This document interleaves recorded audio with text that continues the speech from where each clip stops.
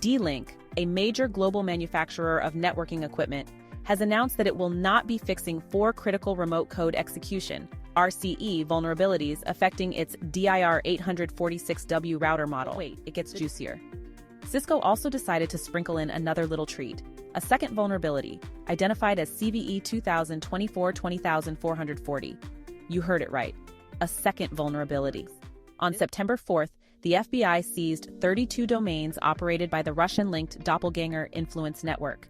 These domains were used in a disinformation campaign aimed at spreading false narratives and undermining democratic processes in the US and other nations.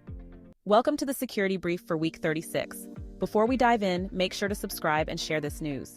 To our first story, in a concerning development, business services giant CBIZ has disclosed a significant data breach, affecting the personal information of nearly 36,000 individuals. Between June 2nd and June 21st this year, malicious actors exploited a vulnerability on one of CBIZ's web pages, gaining unauthorized access to sensitive data. This breach allowed the attackers to harvest names, social security numbers, health information, and retirement plan details from the company's vast client base. You know, the kind of stuff that definitely won't ruin your life if it falls into the wrong hands. CBIZ figured out the breach had happened on June 24th, because apparently, noticing the barn doors open 3 weeks after the horses bolted is the new standard in cybersecurity. But don't worry guys, CBIZ patched up the hole, brought in some cybersecurity pros, and now offers 2 years of free identity theft protection, because that's exactly what everyone dreams of, being forced into a 2-year relationship with a credit monitoring service. Am I right? It's been no confirmed cases of data misuse yet, but it's early days. Who needs a retirement plan anyway when your identity is busy funding some hacker's yacht? So, what's the lesson here? If you're trusting your personal info to a major corporation, maybe just assume it's a matter of time before it's being passed around on the dark web like a party favor. Moving on. A developing story out of the UK tonight where Transport for London, TfL, one of the most vital transportation authorities in the world, has disclosed a serious cybersecurity incident currently affecting its operations. TfL, responsible for overseeing the public transport network of the British capital, including the iconic London Underground buses and various rail services, has reported this breach as of September 2nd, raising concerns over the safety of its digital infrastructure. The good news? Your commute isn't turning into a scene from Mad Max just yet.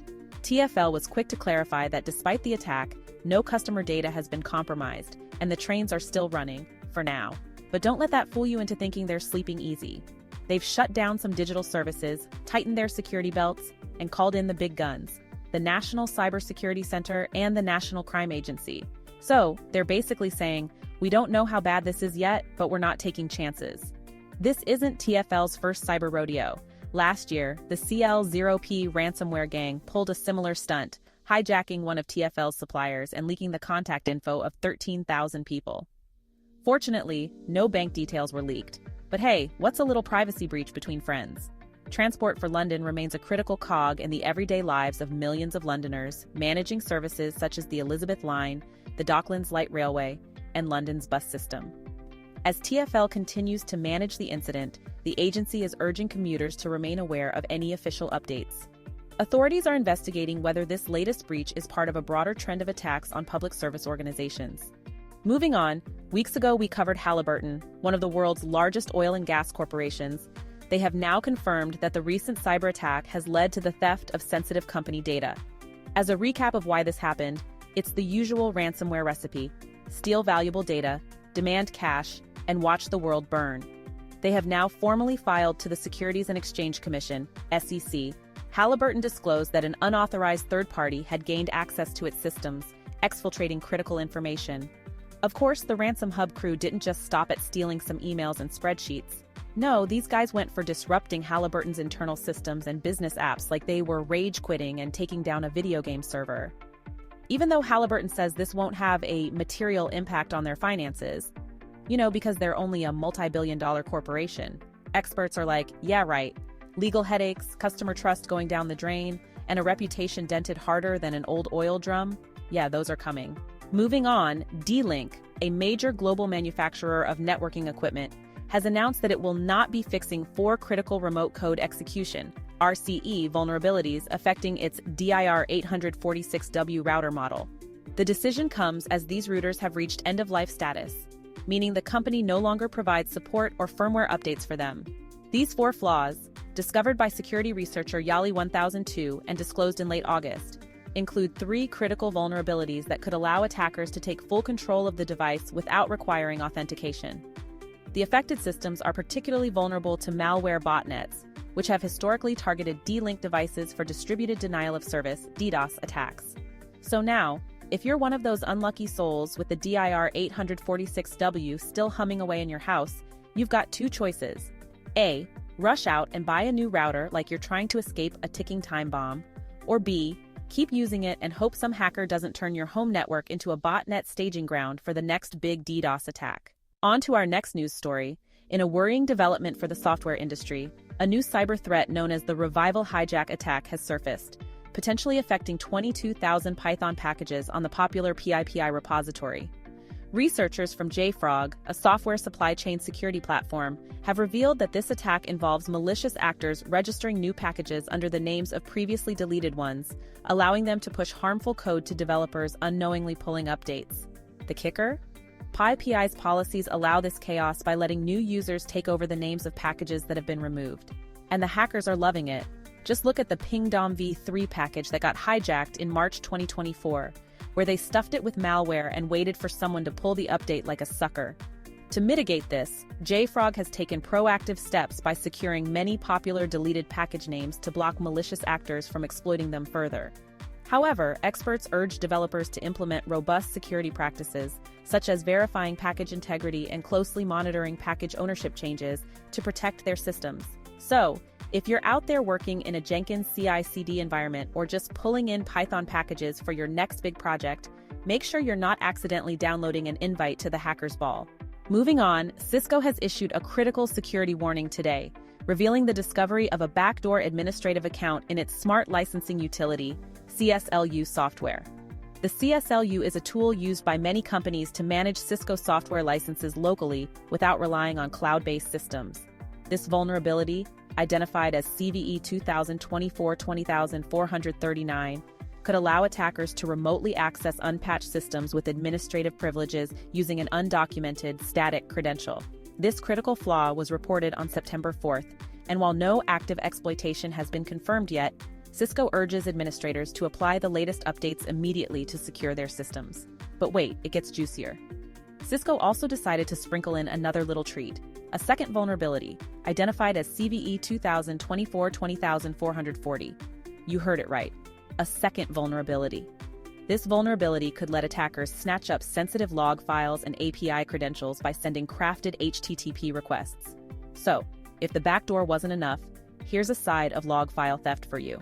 Moving on, in a significant move ahead of the 2024 U.S. presidential election, the U.S. Justice Department has announced a major operation targeting Russian disinformation networks.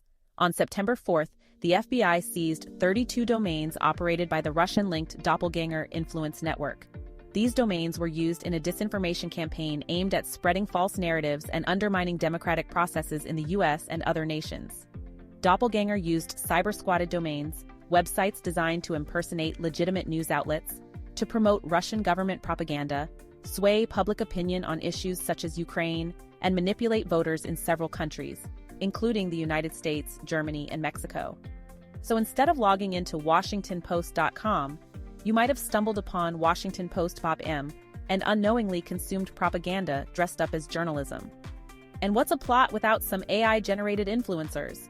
These doppelganger puppets were out there, dancing on strings pulled from afar, trying to convince folks that up is down, left is right, and maybe that pineapple belongs on pizza. A true disinformation campaign if there ever was one. The FBI have indicted Russian nationals Konstantin Kalashnikov, no, not that Kalashnikov, and Elena Afanasieva for running a $10 million disinformation op. They've churned out almost 2,000 pro-Russia videos, racking up over 16 million views on platforms like TikTok and Instagram. Guess TikTok dances aren't the only thing going viral. The FBI has reassured everyone that voting infrastructure remains untouched, for now as the elections is just around the corner. Moving on, Planned Parenthood, one of the largest reproductive healthcare providers in the United States, has confirmed a cyberattack that has affected its IT infrastructure. The breach was discovered on August 28, 2024, and has prompted immediate response efforts from the organization. The ransomware group RansomHub has claimed responsibility for the attack, threatening to leak 93 gigabytes of sensitive data allegedly stolen from Planned Parenthood systems within 6 days. RansomHub, a notorious ransomware group, posted samples of the stolen data on its extortion portal on the dark web as evidence of the breach. RansomHub is dangling a whopping 93 gigabytes of sensitive data over their heads, threatening to leak it all within 6 days unless they get their ransom payday. Because what better way to celebrate reproductive health than with a potentially massive data dump on the dark web? And let's not gloss over the fact that Planned Parenthood deals with highly sensitive patient information, things like contraception records, abortion care, and hormone therapy. The potential fallout from a leak? Devastating. This is not the first time Planned Parenthood has been targeted by cybercriminals. In late 2021, a similar ransomware attack compromised the private records of 400,000 patients in Los Angeles. The organization has also informed federal law enforcement, including the FBI, about the breach and is cooperating fully with their investigation. It remains unclear whether any patient data has been compromised. Moving on, we have an update from Microchip Technology, a major American semiconductor supplier, which has confirmed that data was stolen in a recent cyber attack back in August. The company detected the breach, which affected its manufacturing operations and forced several systems offline. The Play ransomware group, notorious for targeting large organizations, has claimed responsibility for the attack, threatening to leak sensitive data unless a ransom is paid. The company's investigation has revealed that employee data, including contact details and encrypted passwords, was accessed. However, there is currently no evidence that customer or supplier data was compromised. In response, Microchip has restored most of its operational IT systems and has resumed processing customer orders. The Play ransomware gang, which emerged in June 2022, is known for its double extortion tactics, demanding ransom payments while threatening to leak stolen information. They have claimed to possess confidential information ranging from payroll data to contracts and client documents. Microchip is continuing to work with cybersecurity experts to assess the full impact of the breach while maintaining that recovery efforts are well underway. Moving on, in a major step towards combating non-consensual intimate content, Microsoft has introduced a new tool in collaboration with stopandc.org to remove revenge porn from its Bing search engine. The announcement, made on September 5th, comes as part of Microsoft's effort to enhance online safety and privacy protection. This partnership between Microsoft and StopNCII, which is run by the UK's Revenge Porn Helpline, revolves around some nifty tech. They're creating digital fingerprints called hashes of intimate content, so even if someone tries to share it across major platforms like Facebook, Instagram, TikTok, or Bing, it can be spotted and nuked before it ever sees the light of day. As of August 2024, they've already zapped 268,000 images. That's a lot of digital dirt. And with deepfake tech making things even weirder, this tool couldn't have come at a better time. Microsoft started rolling this out after March 2024, flexing its existing photo DNA tech to create these hashes without actually storing the images. Think of it as a sniffer dog for the nastiest parts of the internet. This comes in need to tackle the growing menace of revenge porn and deepfake content. As these abuses become increasingly prevalent online, particularly against women, Microsoft's tool offers a key solution to safeguard individuals from exploitation. This initiative underscores the critical importance of protecting personal privacy in today's digital landscape. To our last story.